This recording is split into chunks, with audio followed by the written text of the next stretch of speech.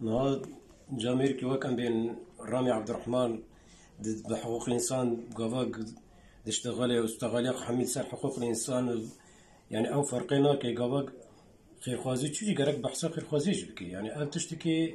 جبوي كسين نخوش قافا بيجي والله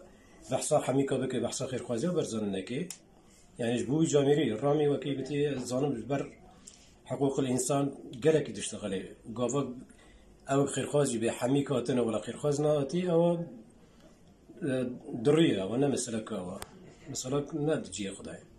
خيرخواز برجابي عالم كي حميد شو دريم سباسيا خيرخوازا برزاندكن خير سپاسیا سرک مسعود کنگ از آلی کاریش با عفرینی شاندی جیهک دستی خود بگینه کردک لکده به دستی خود گینه و به تقصیرن و يعني از بيجم نها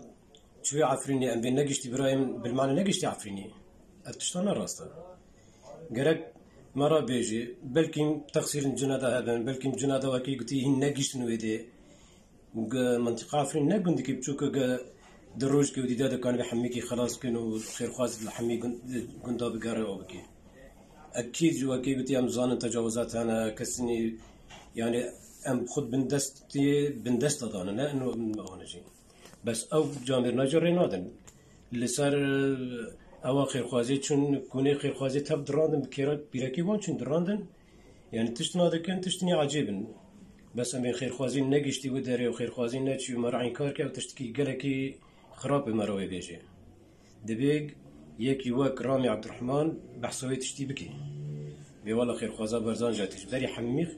عالمي قشتو داري حطاني باكروي كردستاني يجي شو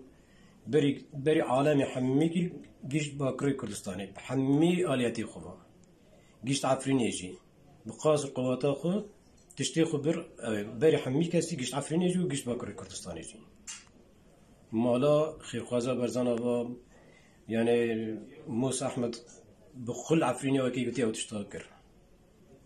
بنافي سروق برزاني جي بنافي خير خوازا برزان مؤسسة عالمية نمو خير خوازا وكي قلتي أو قافا تقينا لبناني تشي لبناني جي يعني نبس إنه جبو كرداي تاني جبو حمي كسية نافي خو خير خوازا برزانية عالمية نا تاني كردستاني يا دافركي عفريني يا كوبانية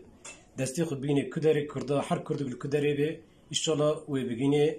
أم جارك دن سپاسیا خیر خوازا برزانی دکن سپاسیا سرک برزان دکن